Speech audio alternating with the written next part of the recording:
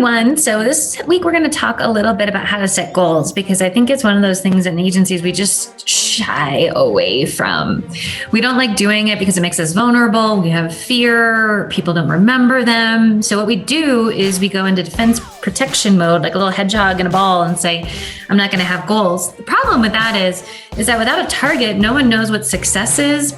And no one knows what we're trying to hit towards. And what I know is this has two negative side effects. One, we're always thinking, hey, it's too small.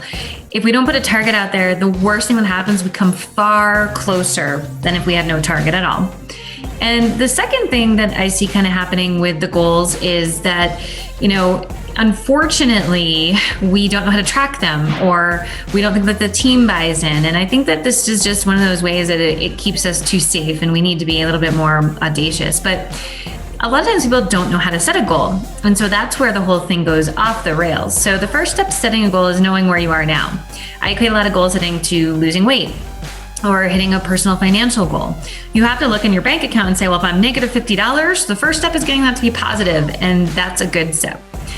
If the goal is, your team's selling $100,000 in premium enough, we'll shoot 10% higher. I'll tell you here at APP, what we're doing for next year is we're trying to set a goal of growth by 10%, but a big, hairy, audacious goal, which Heath Sharon's going to talk about tomorrow with you guys, of 18%. So I want to say 10% I'm happy with, 18% I am extra excited about, and that's important.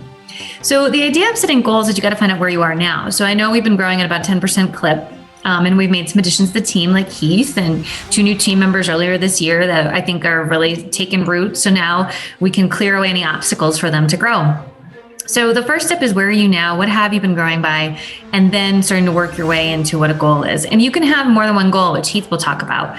So if one doesn't seem too much, don't shoot for too crazy. Shoot for something attainable. Now, not easy, attainable. And that's a real big difference. Attainable means that, with some elbow grease, we can hit it.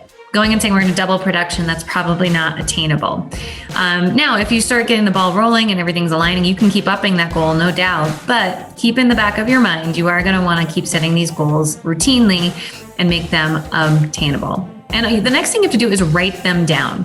Well, not written down just as, conversation. So take a moment, write your goals down, and become very passionate about what you're trying to accomplish. And that's our first step to setting goals.